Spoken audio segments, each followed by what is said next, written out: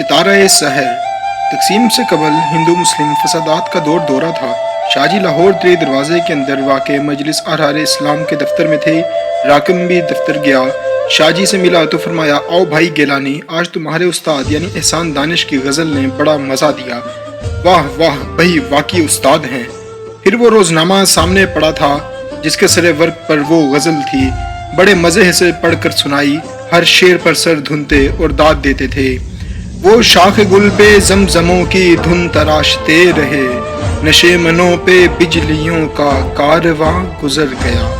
جہاں نظر نہیں پڑی وہاں ہے رات آج تک، وہیں وہیں سحر ہوئی جہاں جہاں گزر گیا۔ نفس نفس میں رحمتیں، قدم قدم پہ برکتیں، جدھر جدھر سے وہ شفیع عاصیاں گزر گیا، جدھر جدھر سے وہ شفیع عاصیاں گزر گیا۔ ان اشعار کو خصوصی کئی بار پڑھا۔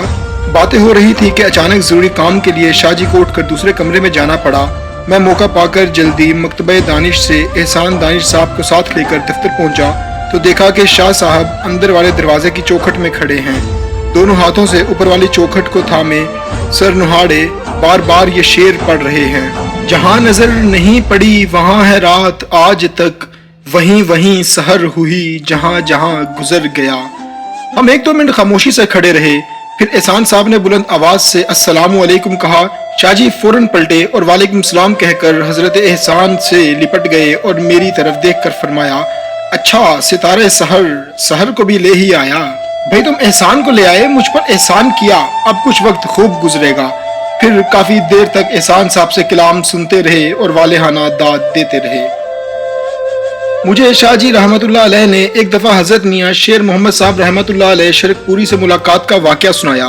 ایک روز میں شیخ احسان اور غازی عبد الرحمن صاحب شرک پور حضرت میاں صاحب کی زیارت کو گئے۔ ملاقات ہوئی تو پوچھا کیسے آئے؟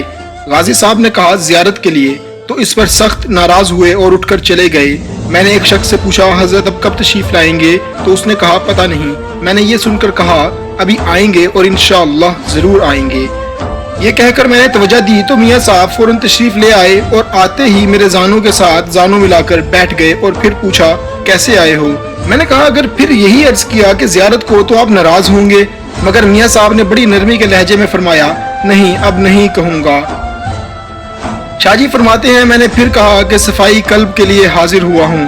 میاں صاحب نے میرا نام پوچھا، میں نے کہا عطا اللہ۔ سن کر ایک دم وجد میں آ گئے اور دونوں ہاتھ بلند کر کے مستی کے عالم میں 20 دفعہ فرمایا بڑا نام ہے، بڑا نام ہے۔ پھر کچھ دیر کے لیے مراقبہ میں چلے گئے۔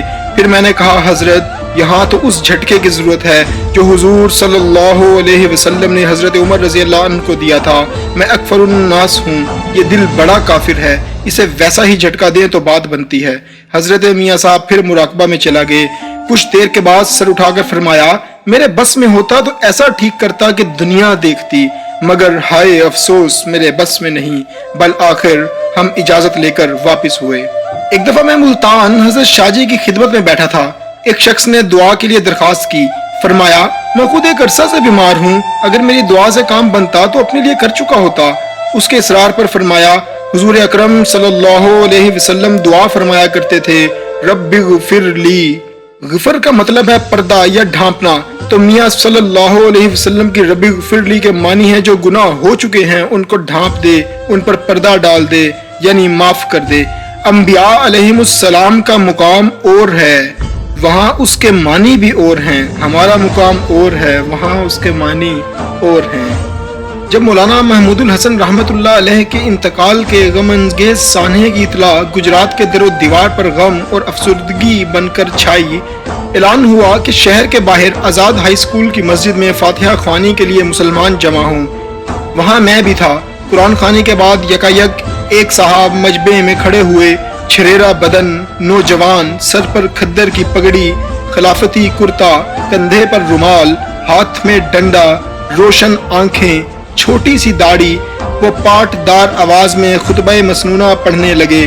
خطبے کے ایک ایک لفظ اور ایک ایک فکرے کو تکرار کے ساتھ خوش الحانی کے ساتھ پڑھا کہ تمام مجمع پر وجد کسی کیفیت طاری ہو گئی۔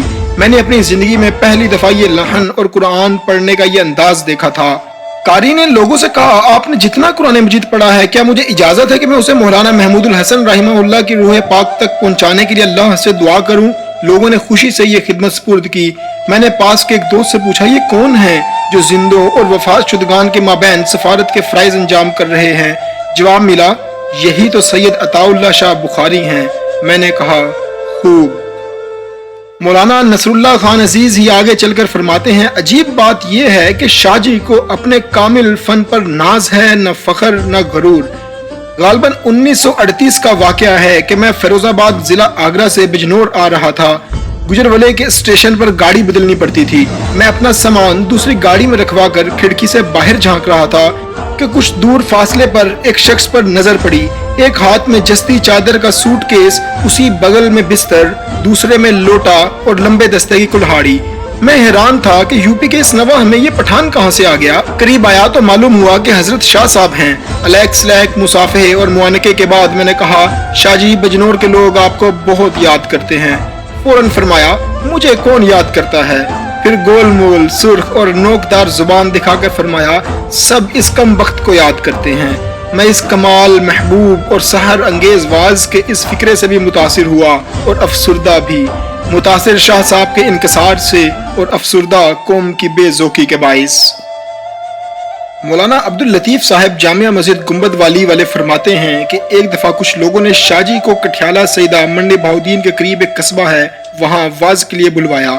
जलसे से कबल ही जलालपुर के पीर फजल शाह साहब ने लोगों को उकसाया कि यहाँ वहाबी का वाज मत होने दो।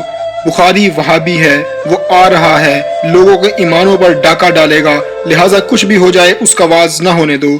लोग लड़ने मरने पर आमादा हो गए। जिस तारीख को वाज था, शाह साहब रहमहुल्लाह हस्बे वादा मंडी बहाउद्दीन उतरे तो उस वक्त कोई भी शख्स परेशानी और खतरे के बाइस लारी अड्डे पर शाहजी को लेने नहीं आया था।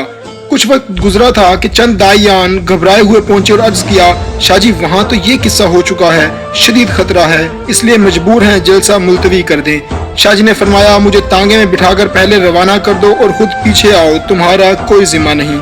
अगर वो वज कहने पर मारेंगे तो मैं मार खाऊंगा। शाहजी तांगे में बैठे। शाहजी की जुर्रत देखकर वो लोग भी अल्लाह के भरोसे पर साथ चल पड़े। जब आगे आगे शाह साहब पहुंचे तो वहाँ एक ग्रोह फसाद की नीयत से खड़ा था। उन्हें देखकर शाहजी ने गर्जदार आवाज में कहा, अस्सलामु अलैकुम। दूसरी तरफ साथ ही कुछ सिख भी बगर्ज़े तमाशा खड़े थे। शाहजी रहमहुल्लाह ने उनसे मुखातिब होकर फरमाया, मैं कुरान सुनाना चाहता हूँ, गुरुद्वारा में कुछ देर के लिए जगह दोगे? खुदा की कुदरत, सिखों ने खुशी से मंजूर किया और शाह साहब को लेकर गुरुद्वारा में चले गए।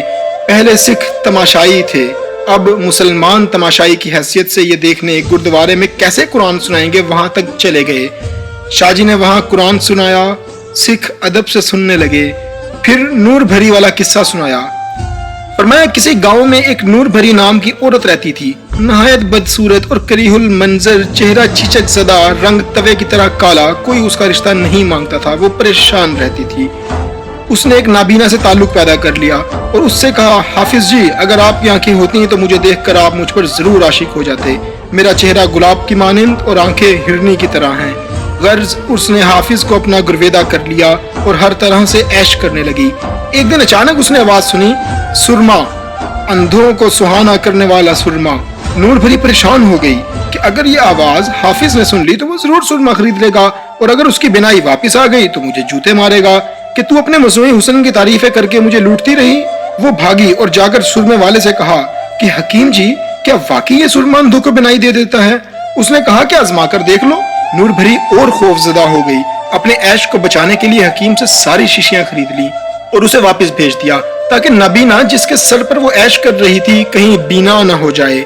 शाह साहब ने फरमाया, ए कस्बे वालो, तुम सब नाबीना हो, तुम्हारे पीर और साहबजदगान नूर भरियां हैं और मैं सुरमा बेचने वाला हकीम।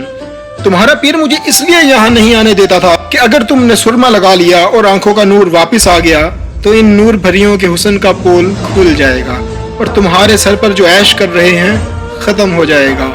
आज मैं तुम्हारी आंखों में सुरमा लगाने आया हूँ ताकि तुम्हारी आंखें रोशन हो जाएं और उनके मकरूह चेहरे देख सको। शाह साहब के खलूस ने वो असर दिखाया कि अब सब मुसलमान नादिम थे और आंसू बहा रहे थे। शाहजी से अपनी हरकत पर माजरत खा हुए और शाह साहब कामयाबो कामरान वापस लौटे। سامعین، یہاں پر ایک بات ہم آپ کو مزید بتاتے چلیں کہ شاہ صاحب کے بارے میں مشہور ہے کہ جب سید بادشاہ قرآن پڑھا کرتا تھا تو ہوائیں رک جاتی تھی، وقت جیسے تھم جایا کرتا تھا۔ جب سکھوں کے گردوارے میں شاہ صاحب نے قرآن کی تلاوت کرنی شروع کی تو کیا سکھ کیا مسلمان سب مبہوت ہو کر رہ گئے تھے شاہ صاحب کی تلاوت کا انداز دیکھ کر، آپ کی خوش الحانی دیکھ کر، اور پھر قرآن کا ایک اپنا اثر ہوتا ہے، اس اثر کو دیکھ کر دل پہلے سے ہی نرم ہو چکے تھے، اور اب جب شاہ صاحب نے نور بھری کی مثال کے ساتھ ضرب لگائی تو واقعتاً وہاں موجود ہر شخص نادم اور سب شاہ صاحب سے معافی تلافی کر رہے تھے۔ امید کرتے ہیں آج کی کہانی آپ کو پسند آئی ہوگی۔ اگر آپ کو یہ کہانی پسند آئی ہے ہمارے ساتھ جڑے رہیے، مزید بھی اس کہانی کے ایپیسوڈز آئیں گی، ان کو دیکھیے، لائک سبسکرائب کیجئے، شیئر کیجئے، اپنے دوستوں کے ساتھ شیئر کیجئے۔ اللہ نگہبان۔